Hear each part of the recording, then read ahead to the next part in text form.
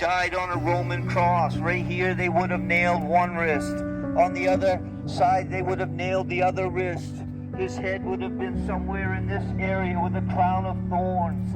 And then they would have driven a spike through his ankles down here. And then on a cross, they die a slow death. And many think that it's asphyxiation. That because when they hang down on a cross, you can't get a breath. And you've got to push up on the nail to get a breath. And then he goes down.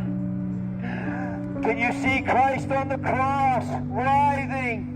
His flesh torn to ribbons. And he's writhing up and down, trying to get a breath. God the Father turned his head. And here's this bloody Christ, the substitutionary sacrifice, erected between heaven and earth for the sin of the world. And you walk by in your indifference because you've heard it all before. And here's the mangled Christ that died for you. Oh, I weep for America and the indifference to the gospel. This Christ was sent for you and for your children and for your families. But are there ears to hear or eyes to see? Will you go out in your sin and your hardness of heart? Come on, is there anyone here around today that would want to become a disciple? Come right up and confess his name. I want this life. I want this change. I want this new heart that you speak of.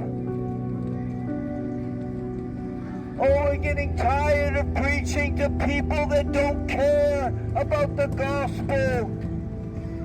Come on, today's your day. Get saved. Come into the ark before the door is closed. This bloody Christ was sacrificed to you. This whole world will pass away, and all that will remain is those things in the kingdom. If you guys want to pray, we'll pray with you if you want to come back. Come on back.